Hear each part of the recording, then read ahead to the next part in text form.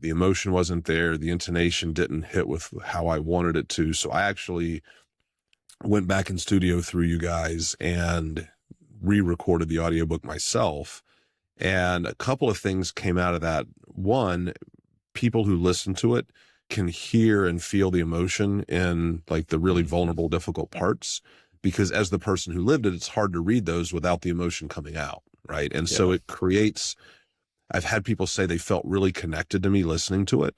But the other thing that really was an unintended, surprise that like, well, of course this makes sense, is I now have in my voice a digital recording that will live forever of me telling my story. So my grandkids who will never see me, never know me, can actually hear, a great-great-grandfather in their voice telling their story. And there's something just from a personal family perspective that like, wow, that's really memorializing some very cool things. I'd love to have something like that of my great-grandfather, right? Well, you're a Scribe veteran and a veteran author, so I'm excited to have you here. I feel like we got a lot to learn from you. Yeah, they say the third time's a charm, and it seems to be so. Did it feel that way? So you just published your third book. How different was that from your first time through? They were all three very different. We pivoted on the third one, and I ended up, instead of using a ghostwriter, switching to someone as a coach. So I ended up writing the entire thing with a coach versus having a writer do it. So it was a totally different experience, but it was the right call for sure. How did you feel about it? Like, how did you feel going through that process as the writer now? Yeah, it was, what's the statement? I despise writing, but love having written, or something like that. Yeah. Right? It was kind of that. It was a labor of love, but the book was more technical in nature, and it just didn't make sense for someone to have to learn the content to be able to then rewrite about it. And so I just needed somebody to guide me through the process. Sure. So zoom us all the way back out. Take us back to like maybe 2015. What was your kind of career and setting and life situation that led you to add author to your bio? So I had been, I transitioned kind of a career path. I had a family manufacturing business that I was the owner of for about 2 decades.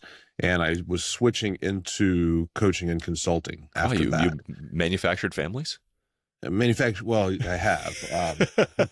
So we manufactured hardwood veneer. Oh, okay. Furniture, kitchen cabinet industry. And when I transitioned, as part of that kind of backstory, I had in that business, I brought in a business partner that had embezzled over $500,000, committed bank fraud, and all hit right in 2008. So we had a massive, massive loss. He ended up spending time in federal prison. It was a crazy story. And as I started getting into this coaching and consulting world and sharing my story with people, more and more people was like that needs to be a book. And so I was like, all right. And Cameron Harold is a dear friend of mine, and he's written a couple of books through you guys. And he had recommended me speaking to you at the time. And that was kind of all it took. The first book, Rise, came out in 2017. And that was more of a personal memoir and story when that came out.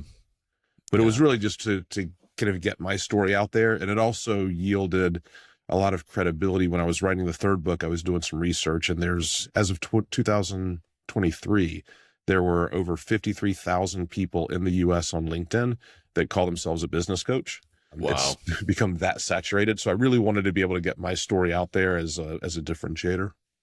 And clearly you saw results from that book. What happened from that first book that led you, pretty quickly into starting the second and now the third? Yeah, the second and third books really came out of during my journey as a business coach and consultant. I initially became part of EOS and part of that system, and broke away in 2020 and kind of built our own more principles-based flexible framework. And I was initially doing that with a good friend of mine, Greg Cleary, who started Pinnacle Business Guides. I was one of the original co-creators of that. And he and I co-wrote a book, Path to the Pinnacle, which I want to say came out in 22, perhaps 22 or 23. And so that was its own process going through. We did use a ghostwriter for that one, and it was more storytelling. But the even with a really good friend, the co-authoring experience is a whole different different journey. So that one was kind of to get our methodology and ideology out there. And then I broke away from that group and decided to build my own framework. And the 5 Obsessions of Elite Organizations, which is the 3rd book, and then this is the one that I ended up deciding to write myself with a coach through Scribe. That one really, I wanted to build something in the book that was taking a lot of what we teach our clients and really giving a lot of it away through, to the point of like, here's how to go do this yourself. Like, if this is the tool you want to use, here's how to use it, here's how to implement it, and walk people through that as a guide, with the idea being that it would create value for smaller companies or companies that just wanted to do it themselves. But it would also be a business development tool that for companies that like the concept and like the tools, they would just want to bring one of us in to help them do it faster. It is interesting thinking back, all of these sort of business, EOS and scaling, like all of them seem to either come from or eventually end up as a book, right? You got Traction, Scaling, Path of the Pinnacle, 5 Obsessions of Elite Organizations. Like, right. It just feels like one of the linchpins of the strategy to kind of give away everything, and then people realize how hard it is to implement, and then they engage you to implement it. Yeah, exactly. And the real reason behind the 3rd book, so originally I thought, well, I've done 2 before with a ghostwriter. I'll do this with a ghostwriter as well. But the challenge with the 3rd book is, and you go back and you mentioned some of these systems you talked about.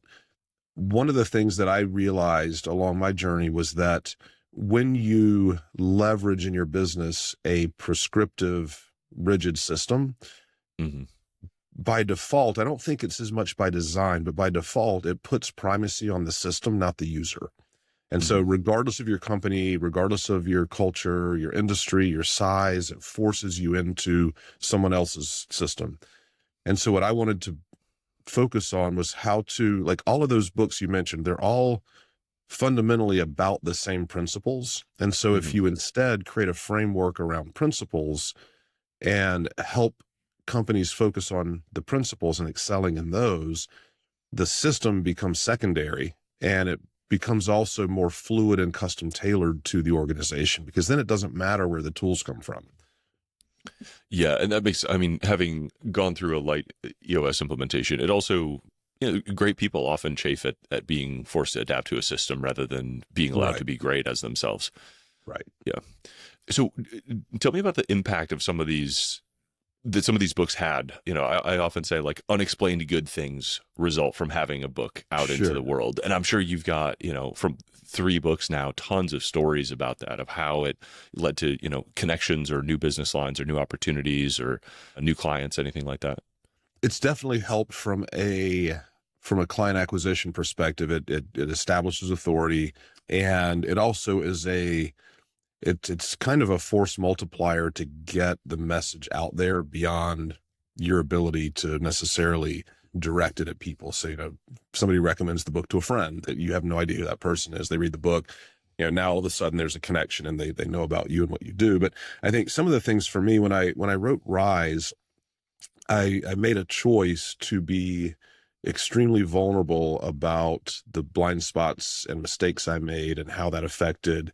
And there's a chapter in the book I talk about a time that my success in the first business had gotten to my head, and it actually affected our marriage. My wife and I separated for a short period of time before kind of figuring that out. And so I got really vulnerable in that book, and I've had so many people that have read it come up to me and say, gosh, let me tell you what happened to me. And it's, as entrepreneurs, we don't talk about failures and mistakes. Everybody talks about, it's kind of the country club conversation about how great everything is, right? It's what you see on social media. And I think that has been very fulfilling for me, because it's helped other people feel comfortable sharing their stories and coming to terms with that. And then, the other thing that's just been great to see is periodically going back and getting to read some of the reviews and just, again, people, you have no idea who this person is, and hearing how something they read impacted them. I was talking yesterday with it was a discovery meeting with a prospect, And I was meeting with the executive team of this company. The CFO I had never met before, he had a copy of The 5 Obsessions of Elite Organizations and was telling me that one of his direct reports had a really difficult conversation later that day they were going to be having with one of their direct reports. And he had actually highlighted like several pages in the book and had given that to them to prep for the meeting because he felt like the content, and if they understood it, would help them navigate that conversation. So things like that are just unexpected examples of how something you put out there that you believe is valuable, now you're getting affirmation. Other people are finding tremendous value in. Yeah, that's a great story, because I feel like everybody's hope, so many people's hope, is that the book will be useful. You know, it's great to be interesting, it's great to be entertaining, but you know, I as an author yearn for those stories that you just told, where it's like, no, we had this problem, I opened this book, I handed it to this person, this information like helped us through a difficult time or a difficult decision or changed our trajectory that might have resulted in, you know, 6 or 7 figures of improvement to the organization and to all those families. Like that's the hope that you have when you write a book, is that those are going to find people. Right. And I think to your point, I think, and this is maybe for people considering writing a book, some of the feedback I hear, and I've had people that were reluctant to actually read the book that I had given it to. And then eventually, you know, when they do, I get really good feedback. And one of the more common things I hear people say is, you know, everybody's writing a book now, and so much of it is just regurgitating everything else that's out there. And I think if you're going to do this, really think about what is it that is of utility that you have to offer, and make sure that you're giving that in the writing of the book, because that will create, if there's utility in it, then people will be drawn to it, you know, whatever that utility is. And then the rest of it comes along, right? But if it's just a 200-page sales letter, like that's not the context of a great book. Yeah, I like to say, you know, there's a trap where people focus on originality. They worry that they're rehashing something that's already out there. And I say originality is a trap. Like if you're trying to be original, if you go too original, you're not going to be useful, because we're all in the process of sort of relearning the same lessons that everybody else had to learn. You know, when you read some of these great books from previous generations, they're still amazing and they're still useful, but they need to be updated for our kind of time and our application. But if you're a mix of authentic and excellent, and truly generous, as you said, like I wanted to put everything I knew in this book, I wanted to give away all the secrets, I didn't hold anything back. That's how you actually make a book that is like impressive and useful to people, that really demonstrates your full expertise. Yeah. Was that a difficult decision for you, or did you know going in that you wanted to sort of give away everything you knew, teach everything, hold nothing back? Going into the third book, that was exactly the strategy in writing it. And a lot of that came from when I was working as an EOS implementer and getting to know Gino Wickman. That was his strategy behind writing Traction, was give enough of it away that people can use it without your guidance. Let the book be the guide. Which is scary, right? But then the reality is, the reason most organizations aren't great is because it's not because entrepreneurs don't know what to do. It's they need the discipline, they need the roadmap, they need it laid out for them, because otherwise they're busy with everything else and it kind of falls to the wayside. And so what tends to happen is smaller companies will self-facilitate and self-implement a lot of these things. Larger organizations, typically, if they try to do it themselves, they get to a point where they realize they're not doing it well. And that's where it becomes very easy to bring someone in who does this on a daily basis and help them kind of figure out how to make it fit, make it work. So it's kind of in those stages. And I actually, with this last book, I built out an AI clone as a companion. So people can actually use that clone to get insights and guidance as kind of a step in between just having the book by itself or paying for, you know, a full-time guide. Yeah, it's interesting. The difference, the gap between information and outcome is often so big. You know, in particular with some of these, you know, Traction, and I imagine Next Level Growth to a great extent. Like the hard part is the the hard conversations, the human pieces. And some people need, need a human context for tackling those really hard conversations. It's not, everybody knows where the issues are on an intellectual level, but it's the context to unpack them and really, break the log jams sometimes. Yeah, exactly. Yeah. What was the process and the decision to go from kind of coming in, you thought you were working with a ghostwriter, and then you decided to write on your own? That's an interesting path. You're not, I've seen a few people do that, but it's certainly not the majority. So tell me about that decision, because I think that's an interesting one. Yeah, the book started out like every other one that I had done. And so I was working with my contacts at Scribe, and we were going through, I believe we were in the outlining process. And as we were working through that, it just became really clear that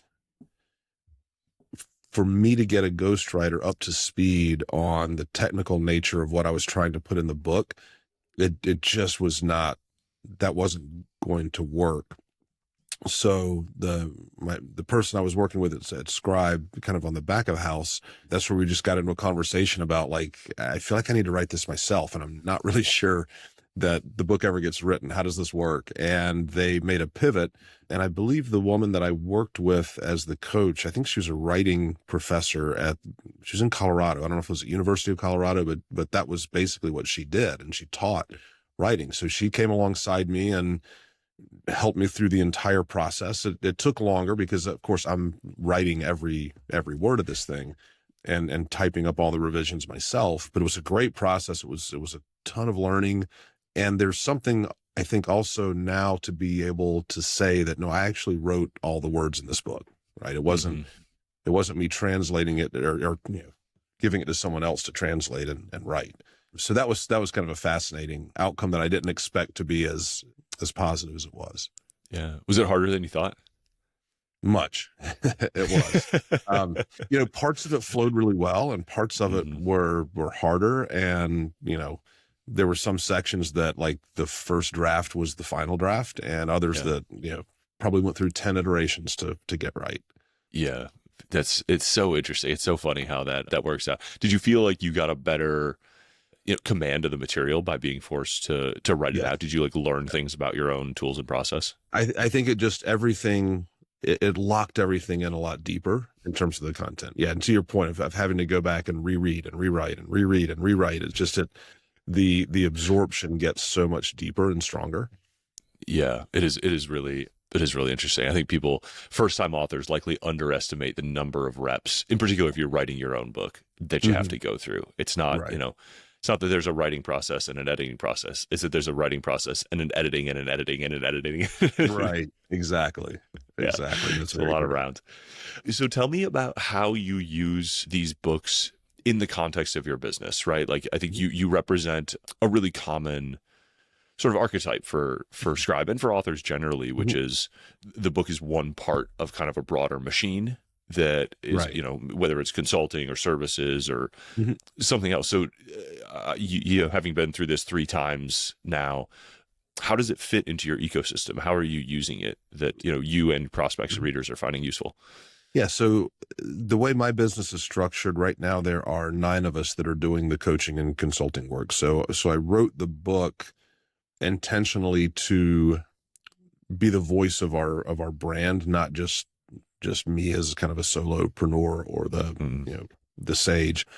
And so a couple of things we do, we've got the audiobook.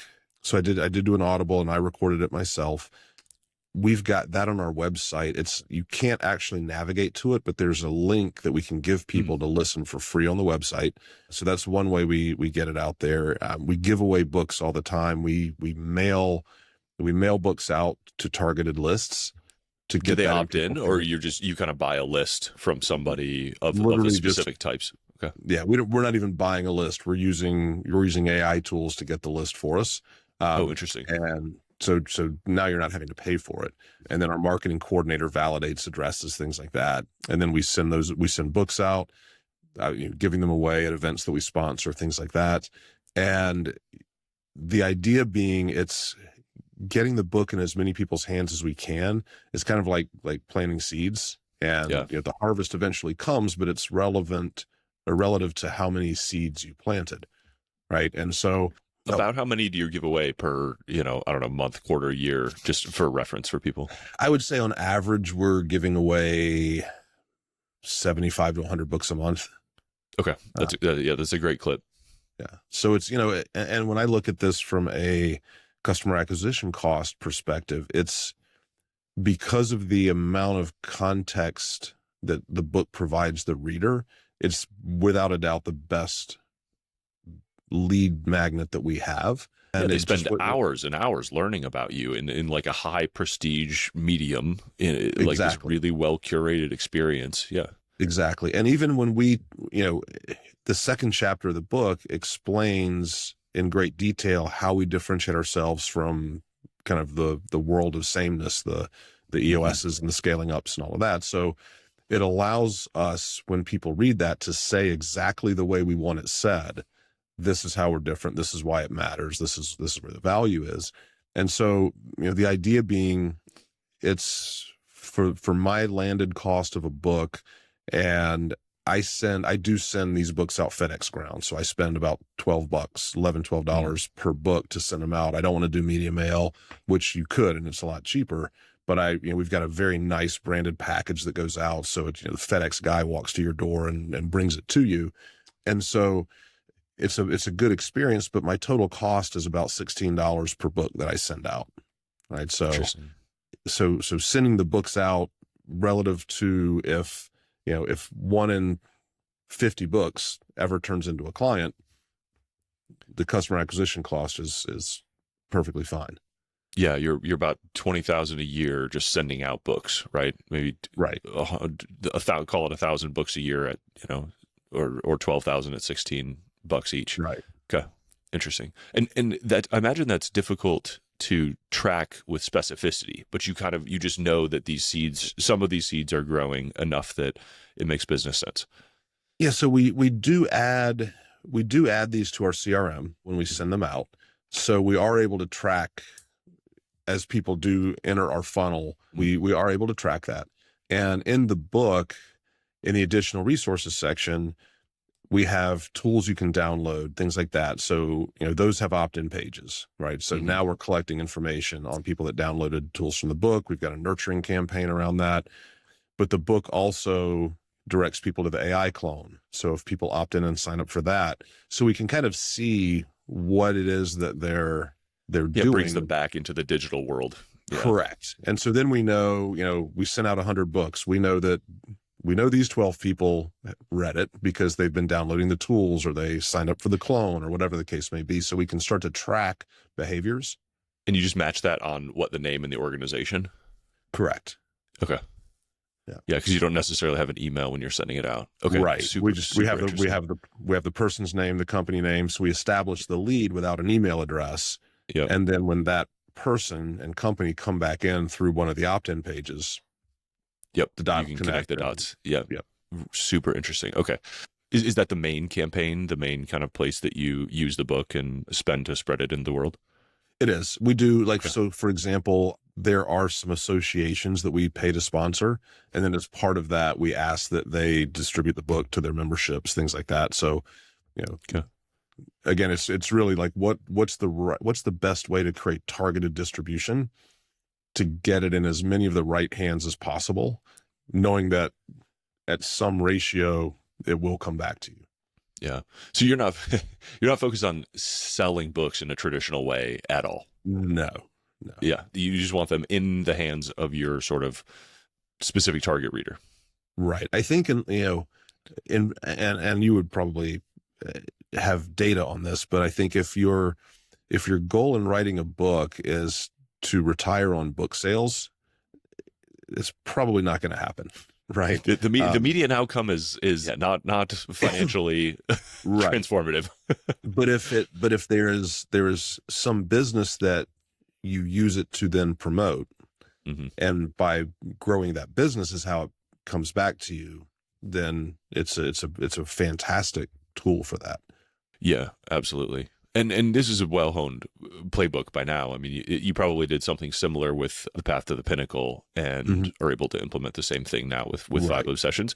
And there's precedent, both, as you said, both scaling up and traction. The book was sort of the linchpin, I think, at least from the outside, it seems, of the strategy of growing Right. those organizations and that kind of movement or system or whatever you want to call it. Correct. Yeah, exactly. Yeah, very interesting. And anything else that you tried that didn't work that you cut off? Yes. So actually with Rise, the first book, which again, that was a memoir, I opted for the audiobook to have a voice actor read the book. And what I realized was hearing somebody else read my story, it just was off. The emotion wasn't there. The intonation didn't hit with how I wanted it to. So I actually went back in studio through you guys and re-recorded the audiobook myself. And a couple of things came out of that. One, people who listen to it can hear and feel the emotion in like the really vulnerable, difficult parts, because as the person who lived it, it's hard to read those without the emotion coming out. Right. And so it creates, I've had people say they felt really connected to me listening to it. But the other thing that really was an unintended, surprise that like, well, of course this makes sense, is I now have in my voice a digital recording that will live forever of me telling my story. So my grandkids who will never see me, never know me, can actually hear, a great-great-grandfather in their voice telling their story. And there's something just from a personal family perspective that like, wow, that's really memorializing some very cool things. I'd love to have something like that of my great-grandfather, right? Yeah, that's so cool. I say often, there's no object I wish existed more than a book written by my father. And that now that we have the ability for really anybody to preserve, their experience and their family legacy and these digital tools in a really high quality artifact, there's no excuse not to. And it'll be cool to see what a few generations look like kind of in this of compounding lineage and context look like in this era. That's a great point. So a closing question here is, what advice do you have for someone sort of considering writing their first book? Maybe where you were 10 or 15 years ago. One, I would say to trust the process. Don't try to shortcut the process, because that will not work out as well. And at the same time, when you get into the editing phase, really, so when somebody goes to sell a business, private equity firms typically try to get them into what they call deal fatigue, where toward the end of the deal, you're so sick and tired of going through the process that you just want it done. So you take something of a lower standard. I would say that same logic applies when you're trying to get to your finished product. Stick with the editing and revision process as long as you need to get to the outcome you want.